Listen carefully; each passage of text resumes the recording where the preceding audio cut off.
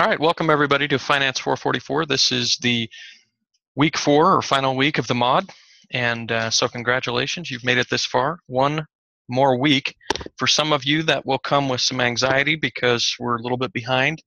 I'm missing a handful of assignments again and a few more discussion board comments than normal from last week. But you do have this week to get caught up. This week's a little bit different. Right off the top, I wanted to make sure and remind you all that there is a discussion board, a graded discussion board for this week. So a little bit different class that way. We've got a graded discussion board. We've got a 15-point, feedback survey basically on the course, which is something that the college has been doing for a while now. So you should be used to that in week 4. And then you've also got an assessment, and the assessment this week is just 25 questions, but it is comprehensive to the material we've covered to this point. So tonight, we're going to be covering Chapter 14, but just keep in mind that the final exam is 25 questions that will cover all the chapters that we've covered in the course. So what are we going to do tonight? We're going to cover Chapter 14, and then at the end of the class, we're going to spend a good amount of time getting ready for the final exam. It's worth 155 points, if I remember correctly, so a letter grade and a half is a pretty significant chunk of your grade. And so we want to make sure that you feel prepared, or at least can study the right material to get ready for the test. You should have plenty of time. I think it gives you 4 hours, which you are not going to need 4 hours for this test. Pretty straightforward. Could be deceivingly quick. So make sure that you give yourself plenty of time and read and reread both the questions and the answers, so we make sure that we're understanding what it is the question is asking for. Okay? All right, so we'll talk about topics, though, a little bit later. A couple more just kind of housekeeping items. All the grading is done to this point, so if you have turned something in, don't have a grade on it, zip me a quick email.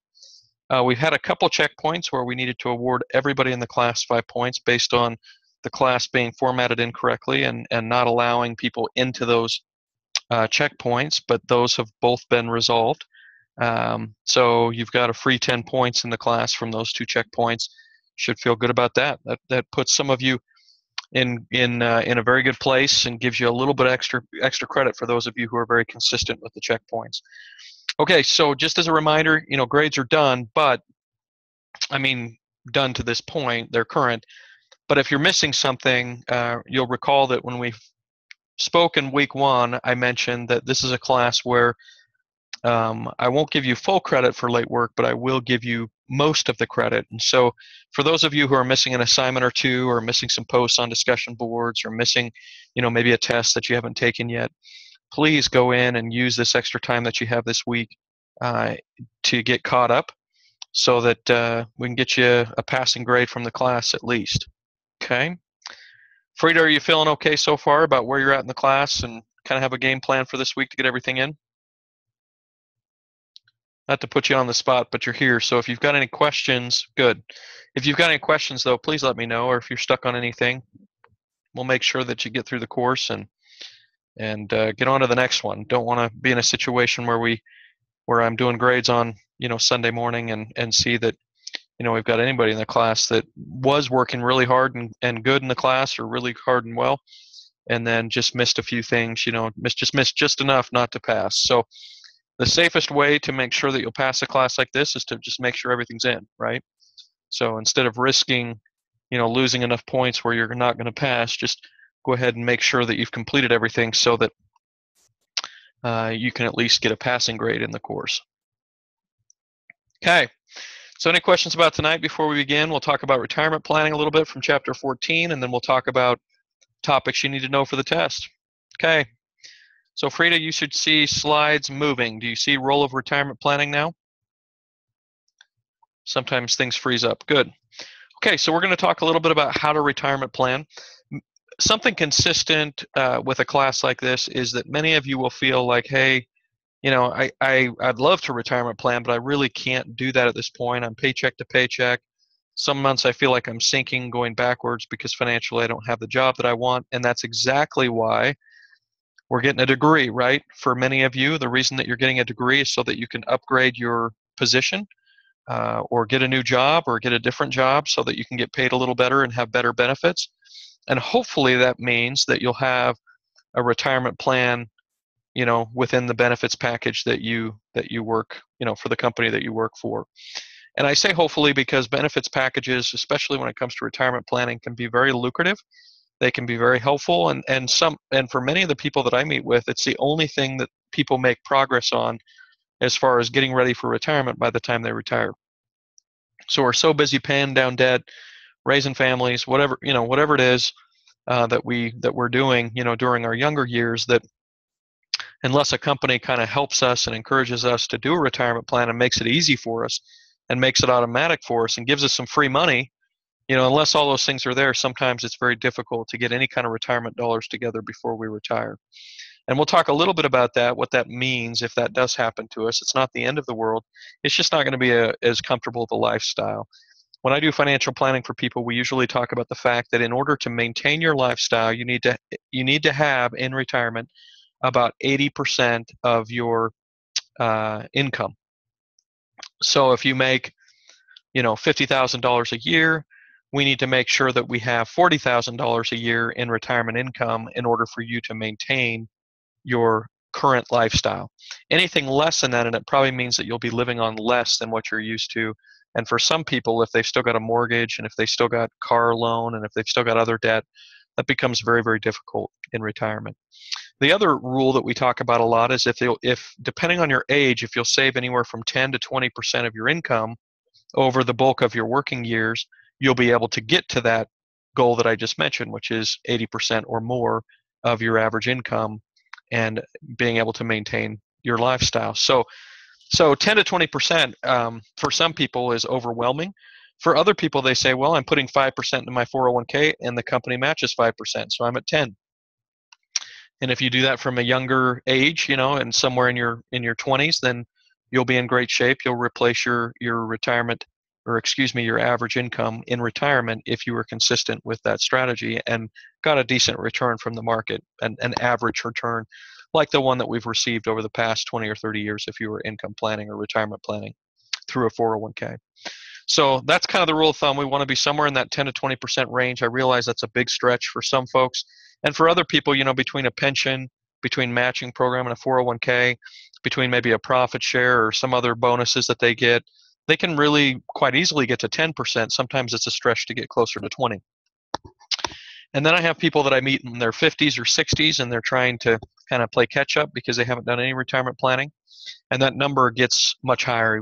Some people, if they were going to replace their income, they would have to save half their income because they've only got 10 or 15 years to save. The power or the advantage to someone starting earlier, obviously, is substantial.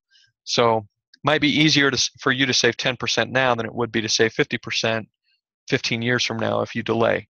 So I just strongly encourage you to do what you can. I realize it's very difficult to eke out some discretionary money in order to save, but I'd treat it like a bill. I'd be very disciplined about trying to get at least 10% somewhere into a savings account for the long term. And if you have a plan or program through work where they match some money, give you some free money, and where you can save automatically 3 or 4 or 5 or 6% each month, that also helps, obviously, to eat away at that goal. So obviously, one of the first things that you need to do for retirement planning is kind of be clear on what kinds of goals, or objectives you have for retirement planning. So the concern here for a lot of people, when I first ask them, when do you want to retire? Obviously, if I talk to a 30-year-old, they want to retire at 50, right? And sometimes when I talk to a 60-year-old, they're saying 70. So this isn't a number that you come up with one day and then is never going to change, right? Sometimes life's going to happen to us, job changes, layoffs, divorces, somebody passing away, family issues, all kinds of things can get in the way of our goal. But and so some people will say, well, it doesn't really matter. I'll just throw a number out there. Sure, 50, 55, that sounds nice. And I say, well, let's back up and let's make a goal that we feel like is attainable, realistic, and is a goal that you'll strive for, that will encourage you. So if somebody comes in and says, I'm not going to retire until I'm 80, it becomes difficult for a 30-year-old to get very motivated about saving for retirement, because they wouldn't have to save hardly anything if they were going to work for the next 50 years. But most people have some goal like 55 or 60 or 65, and those types of goals, depending on how old you are, can be a stretch, as far as how much money we're going to have to save. And then obviously, and secondarily, how much money are we going to need? And this becomes a really tough question too. So the age question is tough, and some people just don't know for sure what they want to do as far as answering that question. But even harder sometimes is, how much money do I need? How much money do I really need to do the things that I want to do in retirement? If retirement's going to be sitting in front of the TV in a paid off house and not driving anywhere, not going anywhere, kids are all going to come to you, and you're not going to be spending anything, then you need very, very little in retirement to enjoy what you're trying to create for yourself for retirement. But if you're going to travel a lot, buy a lot of gifts for grandkids, um, do a lot of things, keep up with a very high lifestyle that you develop during your working career, you might need a significant chunk of change on a monthly basis. And I've got clients who are in retirement that live very, very well on $2,000 or $3,000 a month. So basically, Social Security and a little bit of their savings is really easy to live on. They can basically do what they want, come and go as they want, eat out all they want. They can basically do what they want on 2 to 3 grand, and it's because all their debt's paid off, right? But then I've got folks who need $20,000 a month in retirement, and even that makes them feel very uncomfortable based on the amount of debt and things that they like to do in their lifestyle. And so there's not a right or wrong answer. A lot of people get caught up on this number thing and think, oh, I've got to, what's the average? What do you think I should do? I don't have an answer to either one of those. What I try to develop for somebody or try to come up with for somebody is an exercise of trying to think through for them what the ideal would look like, and then back into what kinds of things they need to save to get there. And we might back into a number that just doesn't make sense, right? That they can't do. And that's helpful too, because then we need to think about, okay, either we need to save a lot more and have more income, or more realistically, maybe we need to really evaluate, look closely at that retirement income piece and come up with a different number, even though it's not our ideal. Okay? So Frida, this is something that a lot of people, before they're done with school, before they have the right job, they just kind of put off, they don't worry about. But I would encourage you, even if you're already, in a situation where you think, well, I need to wait until I get an upgrade or a job change or something like that, and make a little bit more money, I would still encourage you to consider these 2 questions and try to think through for yourself what either of these mean.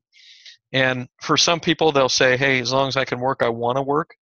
And so as long as my health holds up, I'll continue working. And some people say, I want to try to live on as little as I possibly can. And other people say, I want as much as I possibly can, so that I can do things that I couldn't do while I was working. So there's all kinds of different preferences.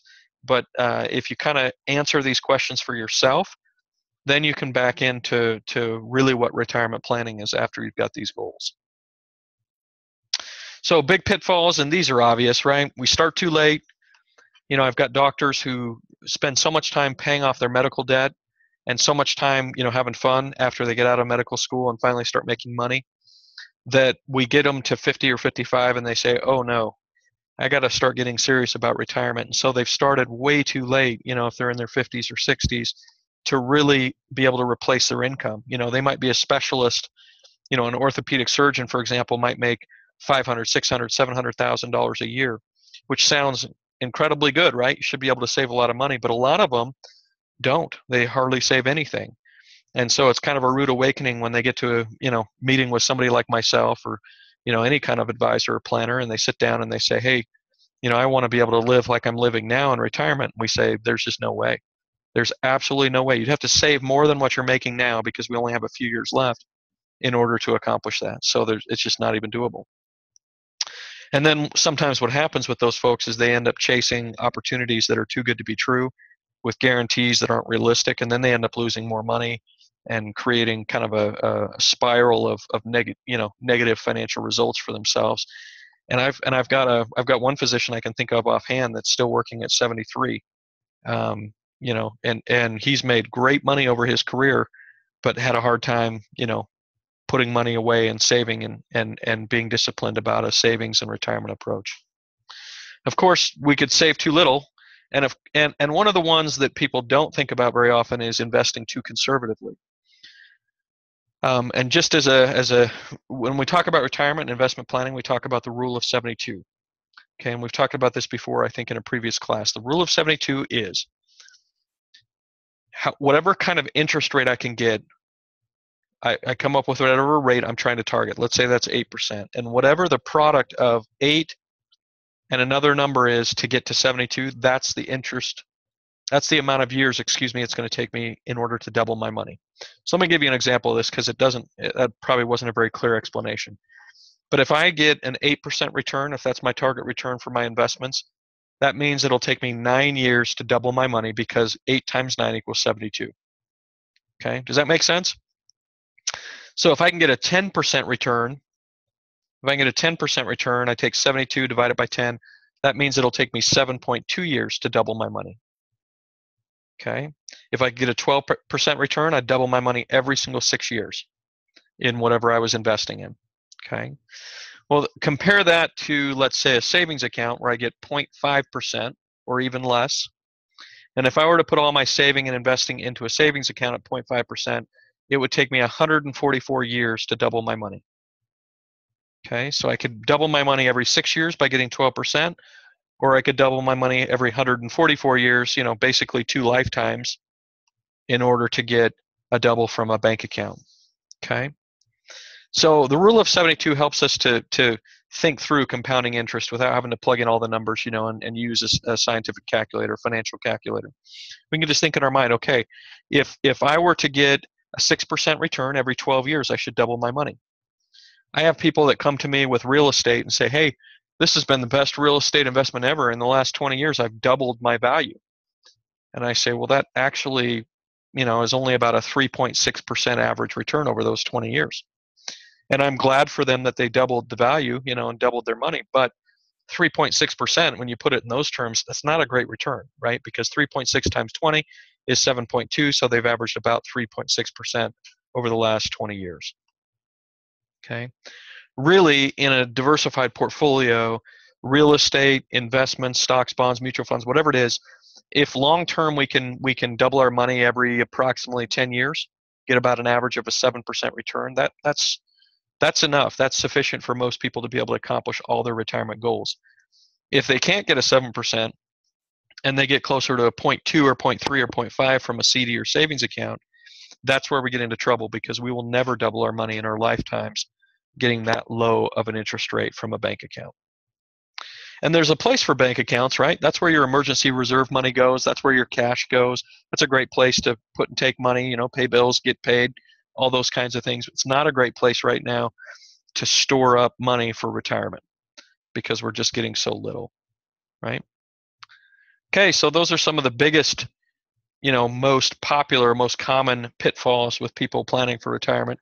Most people could point to one of these and say, this is the reason that it didn't work out, as far as the retirement that I was hoping for. But we could add, Frida, about 100 other things to this list, right? Medical issues, special needs situations, divorces, job changes, job layoffs, being unemployed for a while, having to move even can just be so expensive. It can be devastating to our financial goals. There are just lots of different things that could potentially derail a retirement plan. These are just the big ones. So how do we go about estimating what kind of income needs we're going to need in retirement? Well, first we have to come up with some kind of expense situation in retirement, right? And of course, that expense situation is dramatically different depending on whether or not we have a lot of debt or a little debt or no debt, right? And a lot of people will say, hey, Dave, what's your suggestion? Should I pay off my house or should I keep the debt and invest the difference? And I say to people that ideally, okay, for purposes of retirement, ideally, we'd be able to do both, right? And I realize that's not realistic for everybody, but if I'm trying to financially plan for somebody and they've got 20 or 30 years before retirement, or even 10 or 15, I'm going to be laser focused on both paying down debt and saving for the future and investing, right? So just as an example, let's say my minimum mortgage payment is $1,200 a month and I'm putting 10% into my 401k. And let's say on a monthly basis I get a bonus, and so I don't get a bonus, but I get a raise for the next year of 5%. And so I have this person coming to me and saying, okay, Dave, what do I do? Do I add that 5% to my 401k, or do I add that 5% to pay down my home? And the answer is it depends, right? ideally, once again, it would be good to try to get the home paid off before we retire. I like having all my debts paid off by the time I retire, if at all possible. But also, I like ramping up my 401k as fast as I possibly can, right? So the answer really depends on that person's unique situation. So what is their interest rate on the mortgage? How many more years do they have before they pay it off, even if they just make the regular payment? Are we on track to get it paid off before retirement? If we are, then add all 5% to the 401k. If we're not, then add that extra maybe to the home so that we can get it all the way knocked out before we retire. So, or there could be a split of some kind between those two things. So anyway, the obvious answer is we'd love to do both. We'd love to have best of both worlds, right? Pay down all our debts and have a substantial sum of retirement, by the time we retire.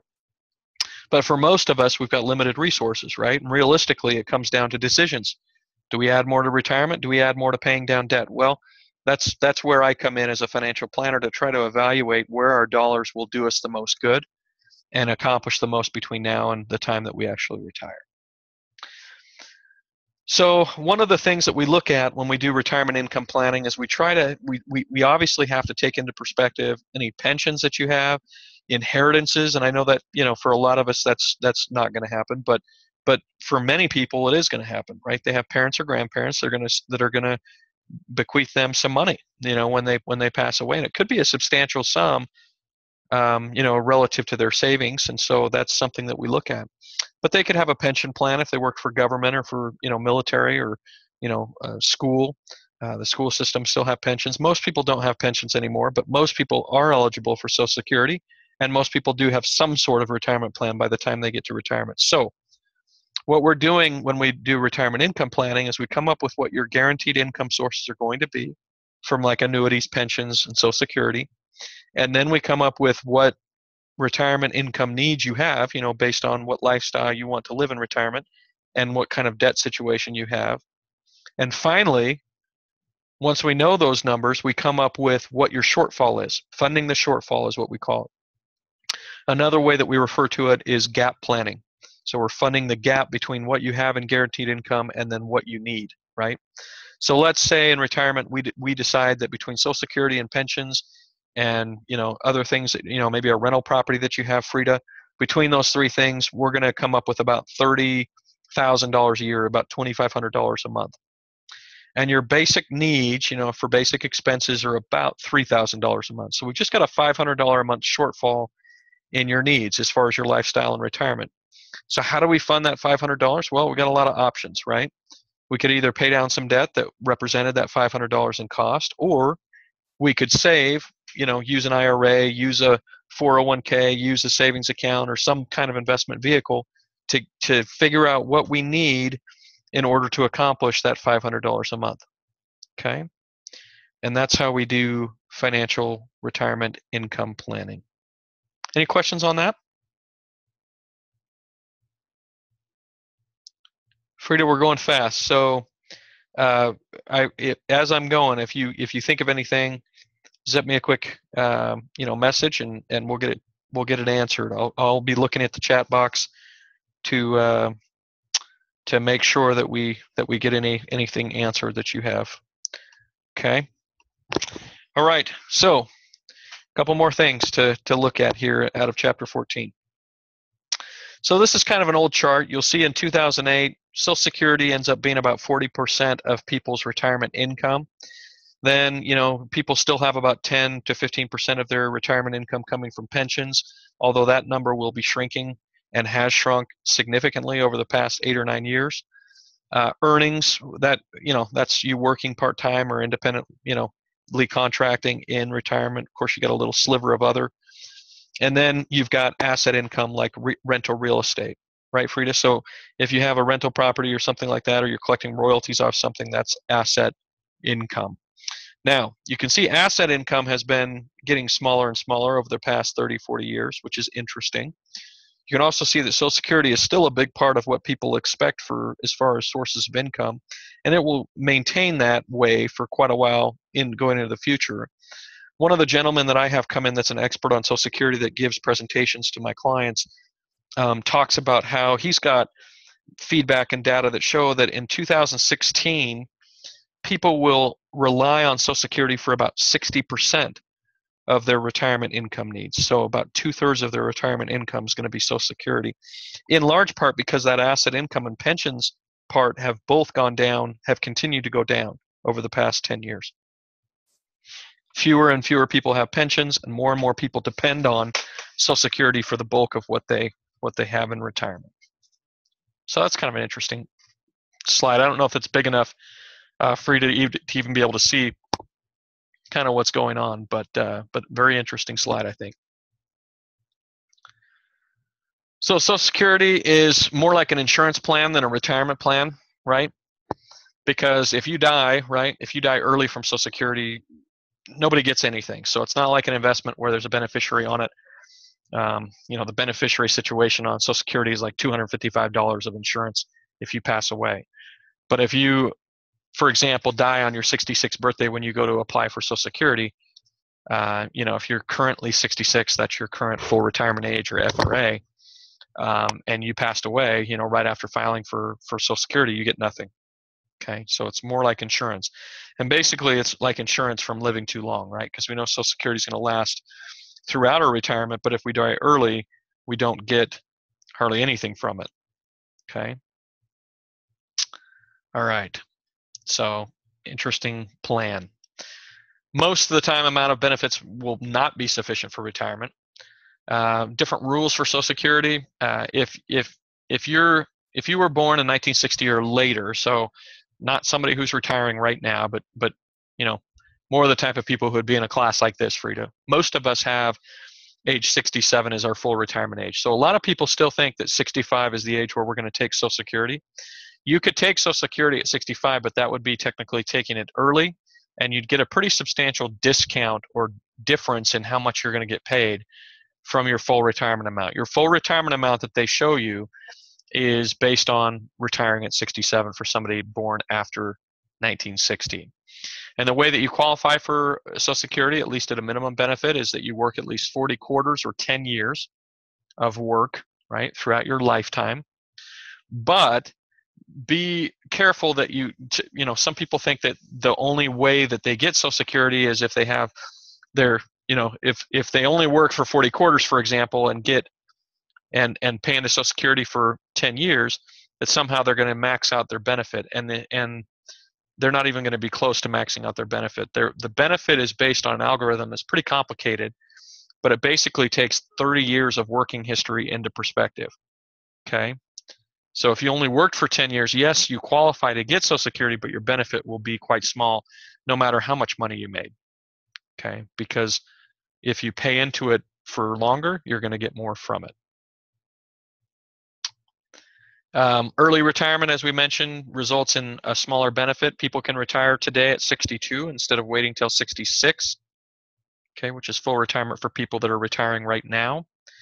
However, if they retire at 62, they're going to take about a 30% cut in how much their benefit is. And that cut is effective for the rest of their life. So taking at 62 could mean a difference of $200,000 or $300,000 or $400,000 in less benefits from Social Security, taking early instead of waiting for full or for a deferred age like age 70. You can't defer past age 70, but you can defer to age 70. And at age 70, you get about a third more than you would have gotten at age 66. So just as a general rule, the change is somewhere between 7 and 8% per year, discounted if you take when you're younger than 66 or 67, and more if you defer and take after 66 or 67. Okay, and so that amount adds up to be a pretty substantial number of a discount, if you take early, and of a bonus or significantly more if you take later. So any questions on Social Security? Social Security is kind of a strange program. One of the most popular questions we get when we do presentations on Social Security is, will it even be there? How do I even know it's going to be there? And the presenter, like I say, this expert that comes around with me and presents on Social Security, he always will say something to the effect of, will it be there for us in Generation X and Y, millennials? Not sure.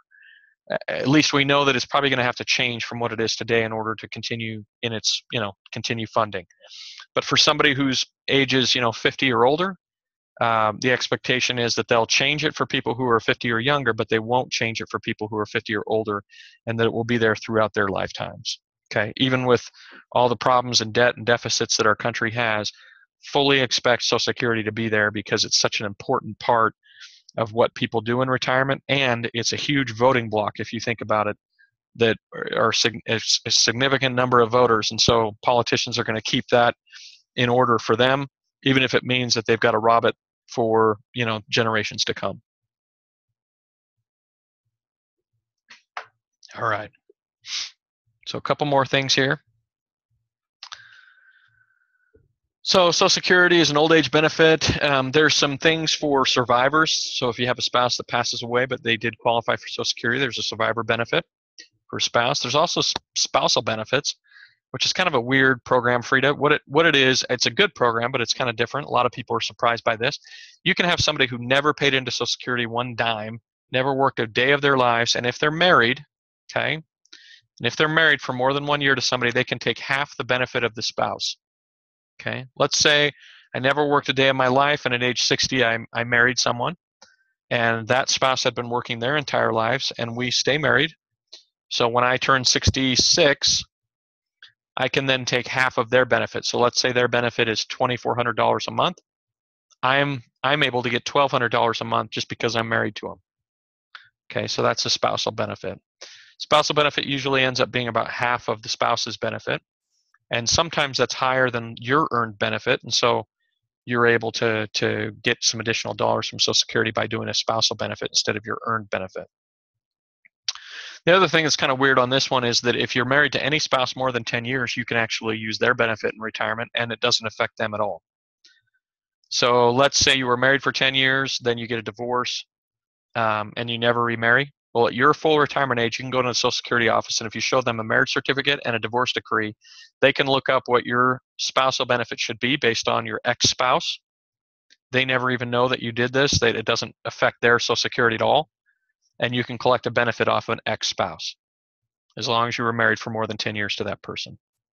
Okay? The other rule, though, and there's a lot of complicated rules, Frida, and I'm just throwing a few out there. I would encourage you to talk to a specialist, if you're interested in finding out more information.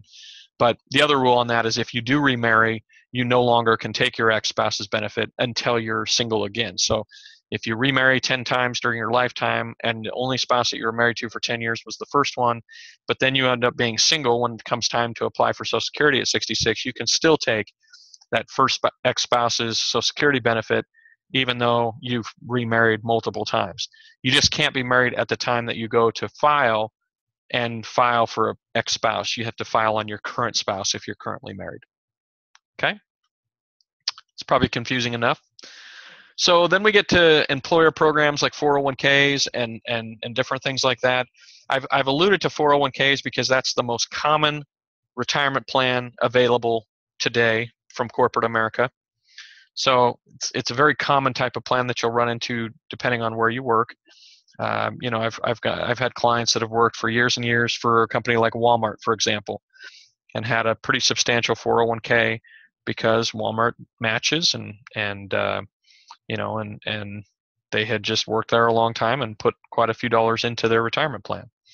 So most of corporate America allows their employees to participate in a 401k program, and most of them will match and give some free money if you're willing to participate. There are a couple things to be aware of, though. There are some participation requirements. For example, some plans won't allow you to participate if you're under 21 or if you haven't worked there for more than a year. There are different rules based on the plan, so you'll want to understand what your plan rules are. There's also vesting schedules. What that means is that the money that they match for you, let's say if you put in 3%, they put in 3%, that matching amount will vest over time with some companies. And what that means is if you were to leave the next day, you don't get any of the amount that they gave you. But maybe over the next 3 to 7 years, depending on what kind of vesting schedule, it is, you basically earn that profit share or that matching portion by working somewhere longer. Okay. So it's a way for them to basically say, yeah, you can leave, but if you leave, you're not going to get all your matching portion. You'll get all your money back, the money you put in, but you're not going to get all the money that we put in unless you stay here for longer. Okay, so that's a vesting schedule.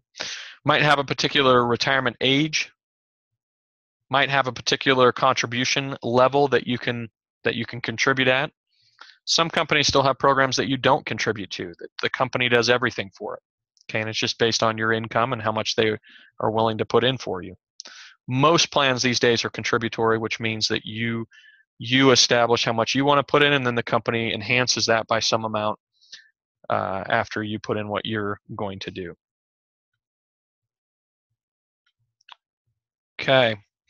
Two main types of programs, defined contribution and defined benefit. I mentioned that 401k is the most common. That's a defined contribution plan because that's a plan that we establish how much we want to put in, and then it's enhanced by some kind of matching program, usually from our company.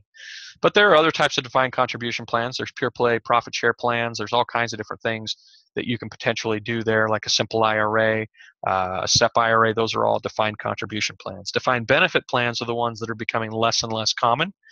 These are your traditional pension plans where your dad or your grandfather would work for a company like GE or GM or something like that, or work for the state or the city.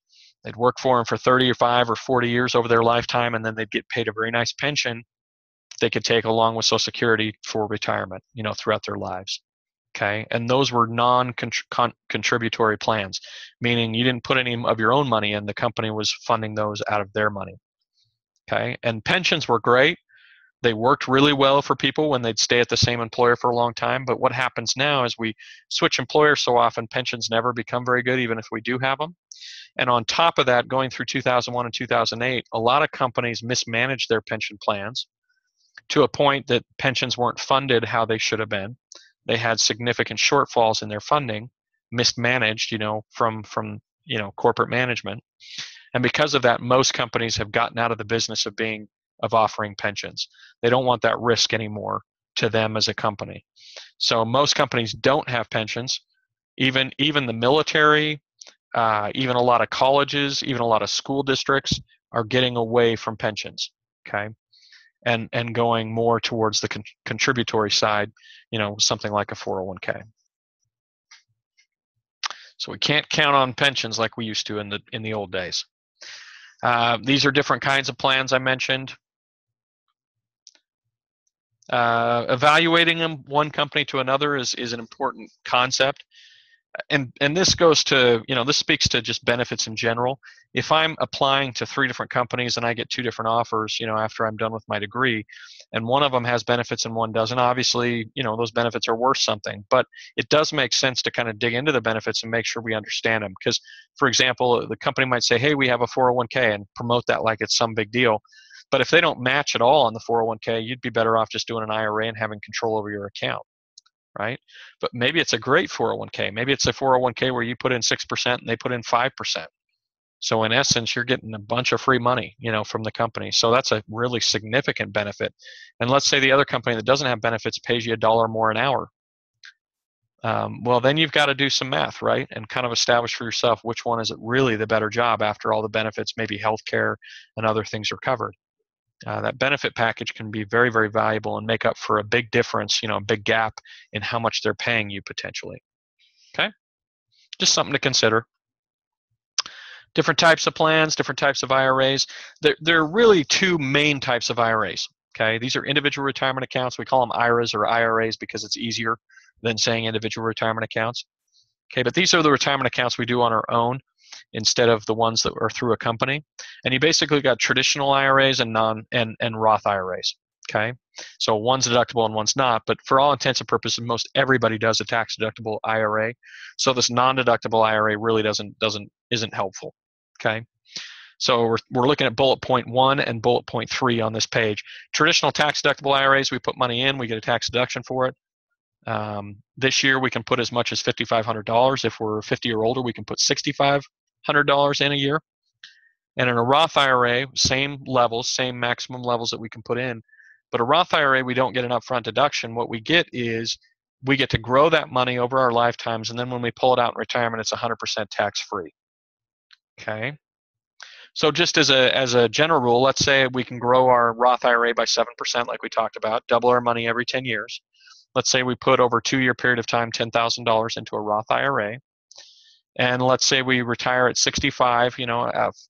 let's say 40 years later, so it doubles 4 times. So that 10,000 goes to 20, then it goes to 40, then it goes to 80, then it goes to $160,000.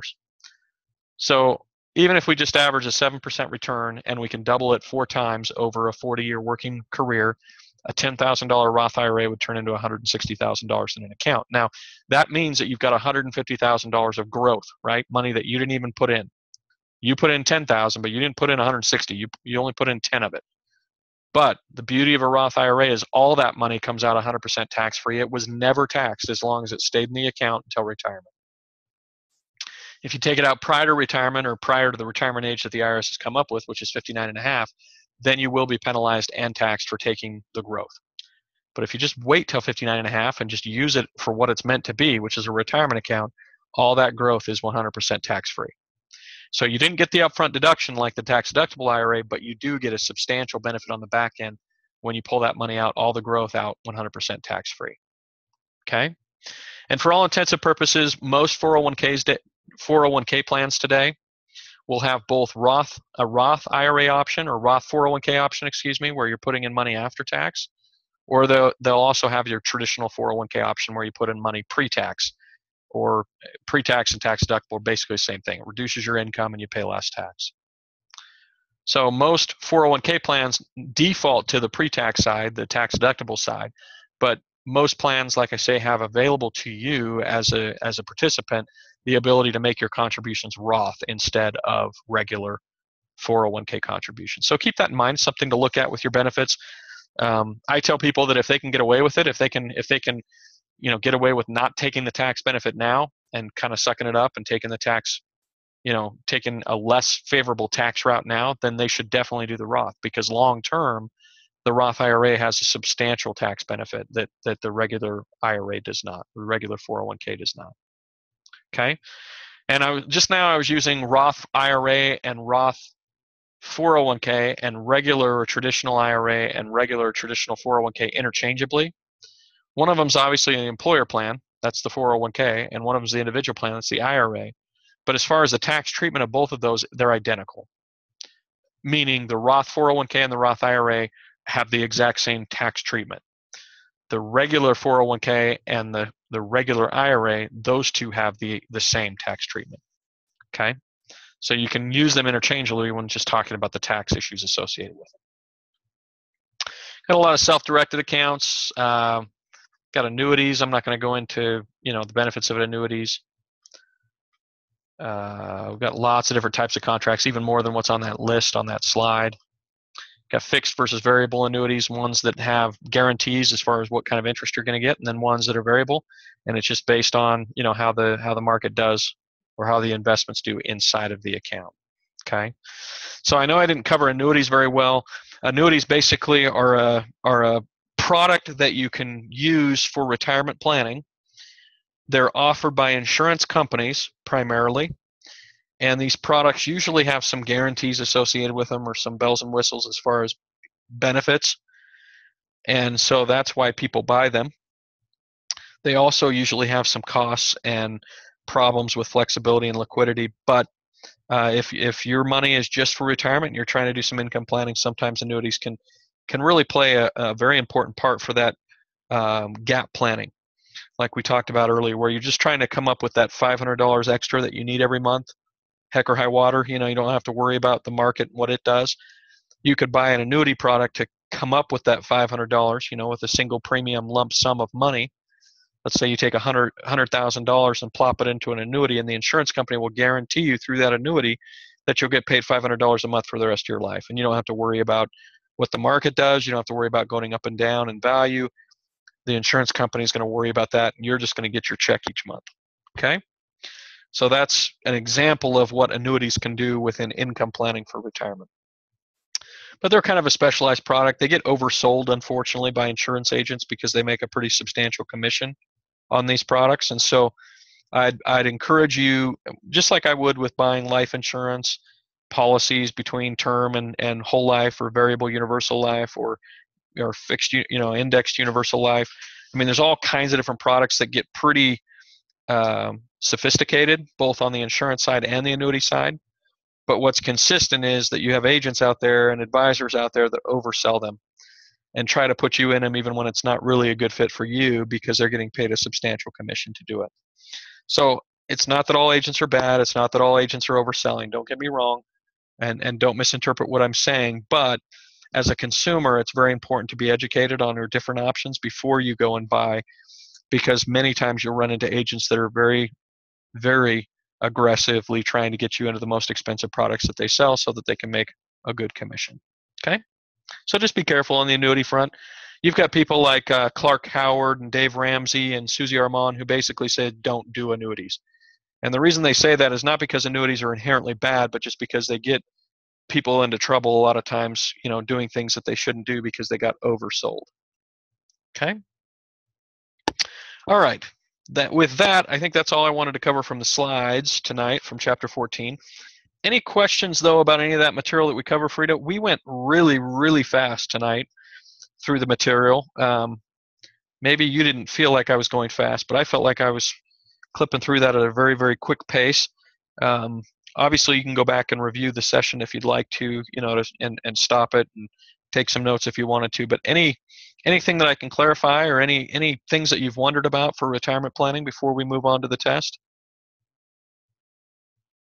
Okay, if you think of anything, let me know. Obviously, you can zip me an email later, in the week too, if something comes up, or if you've got any questions. One of the things I like to do in a class like this is just make sure everybody knows that I'm more than happy to give them some feedback on anything that they're doing. We're not ever going to be, I'm not ever going to engage you as a client, like I do with my clients at work, but you're welcome to say, hey, I've got a 401k, what should I do with it? Or I've got a 401k from a previous employer, what should I do there? Or here are my investment options at my 401k, what would you suggest? I'm happy to answer those types of questions.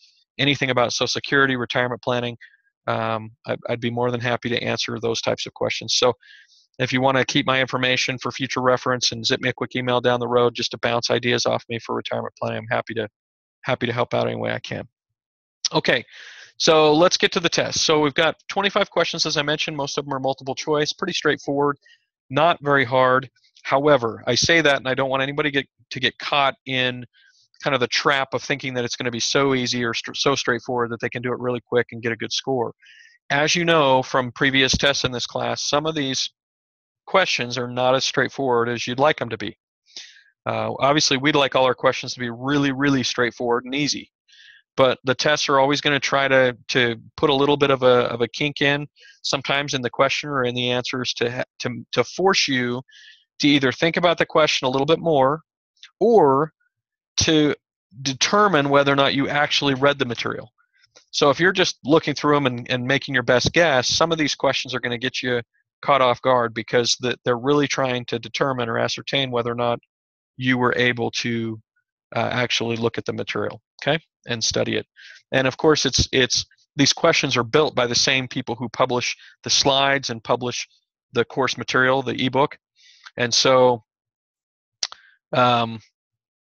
yeah, so that's the best place to get the material, to make sure you get the right answer on the test. So number one on the test is basically it's a question that we had in a previous week on the test to calculate out the average return that we're getting from an investment. So it's going to give you some income that the investment kicks off. It's going to give you the capital gain or growth from the investment that it's growing by. And then it's going to tell you how much you on average put into the investment. So let's give you a quick example. If it told you that you were putting in $100 to your investment and you were getting $20 per year in income and $20 per year in growth and value, this is really quick math, but that $20 in income plus the $20 in growth and value, that equals 40, right? And if we take that $40 and divide it by 100, that gives us a 40% return, okay?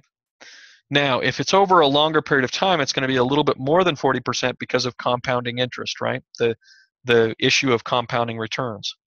But for this particular problem on the test, if you'll take the income plus the value change, the growth, the capital gain or value change, if you'll add those together, divide them by the cost of the investment, that will give you a percentage. And then if you look through the answers, the potential answers, and there's one that's closest to that percentage, you're going to know that that's the right answer, okay? You don't have to use a scientific or financial calculator. You can do it in your head.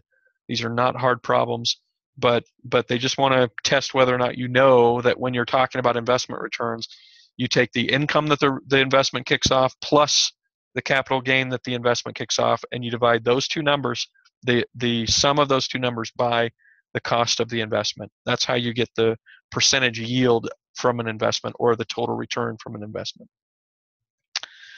Make sure you know when it comes to investments and setting benchmarks for investments, what we use to establish what the risk-free rate of return is.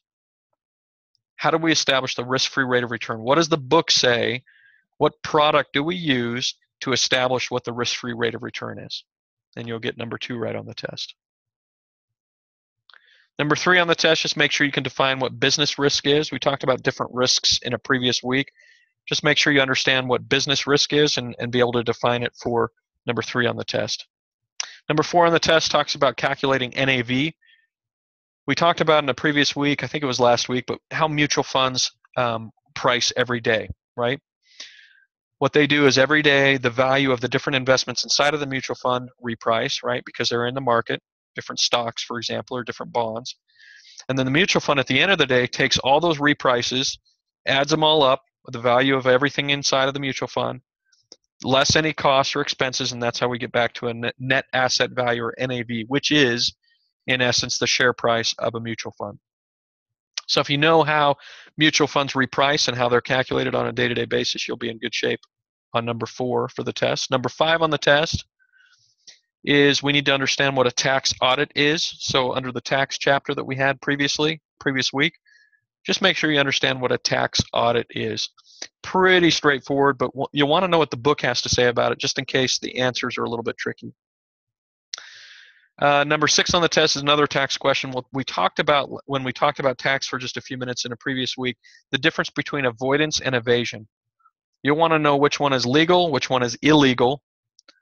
Okay, so how do we define what evasion is versus avoidance? Okay, and like we talked about in a previous week, that's very topical with our discussion about Donald Trump right now, right? He hasn't paid taxes in a long time. Is that evasion or is that avoidance? And why? If you understand the concept, then you'll be in great shape for number 6 on the test. You'll get that one right. Number 7 on the test, you want to understand what about a stock price? What of the statistics and ratios regarding a stock? Which one of those ratios can we look at to see how confident investors are in the stock? Okay, what does the book have to say about what we look at as far as a ratio with the stock? Which ratio do we look at? There's lots of data, right, when it comes to stock prices. But which piece of data is an indicator of how confident investors are about that stock? Number 8 on the test, you just want to understand what the book had to say about now checking accounts. Now checking accounts, what are they? How are they used? Number 9 on the test, you want to understand what the Dow Industrial Index is made up of. The Dow Industrial Index, or the Dow, D-O-W, usually they just refer to it as the Dow, but what is it made up of? What does the book have to say about that? What does the book have to say about the difference between a bull and a bear market? If you know what those two are, you're in good shape for number 10 on the test. Number 11 on the test, you want to understand when we talk about investment objectives like retirement income or growth, those are different investment objectives, right? What are the most common objectives, for example, for a retiree? What are the most common objectives, for example, for a young professional? And that should just be very intuitive, right? A retiree wants one thing, and that one thing for their money might be very different than the average young professional as far as investment objective. Number 12 on the test is a repeat question about maturity dates. We talked about how bonds have maturity dates, but stocks do not. Okay, just want to keep that in mind for number 12 on the test. Number 13 on the test is you want to be able to define what it means to have a portfolio. What does it mean to have a portfolio of investments? You want to understand what a lot of stock is. Okay? And I'm not talking about how we commonly use the word lot, right? L-O-T, it means something very specific when it comes to a number of stock shares. You have odd lots and then you have lots. If I buy a lot of stock, and I'm not talking about a lot like millions of shares, I'm talking about A-L-O-T, not A-L-O-T, but just L-O-T, right? And when it comes to stock shares, what does that mean? What does the book have to say about that? How many shares are in a lot? Okay. Number 15 on the test,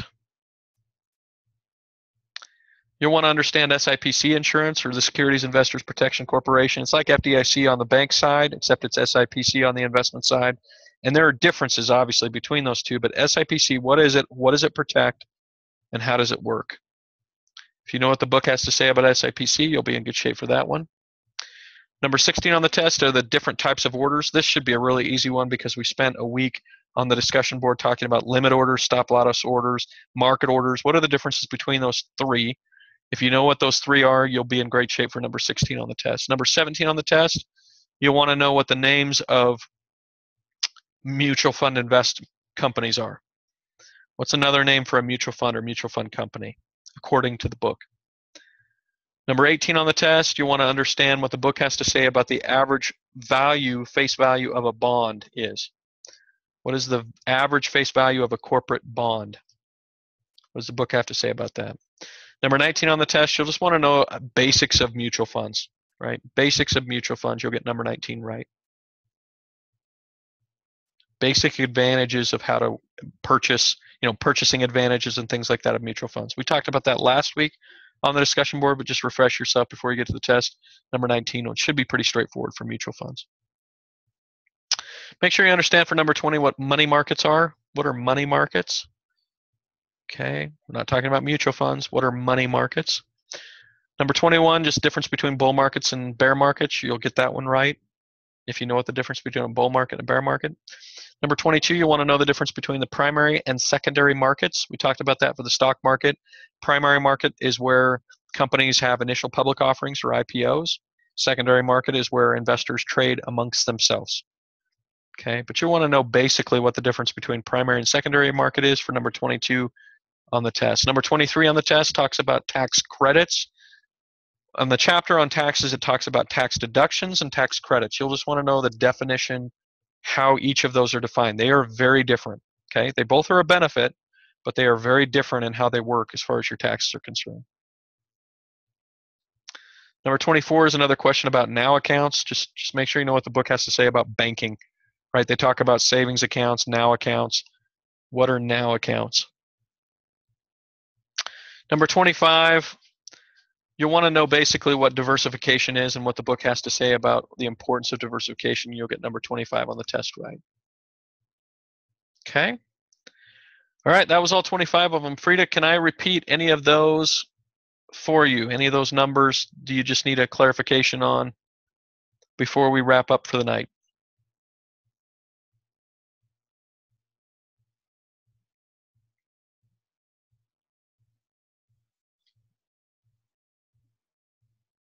Any repeats?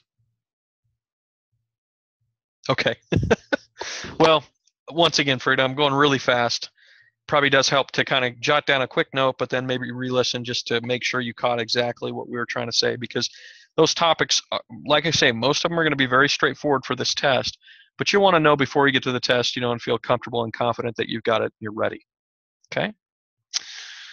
All right, that's all I have for tonight. Good luck this week with the assessment. Don't forget the discussion board this week. As I mentioned, got a discussion board this week, so sometimes when you get to week 4, you just don't think about that because most classes don't have that. This one does, so make sure you keep that in mind.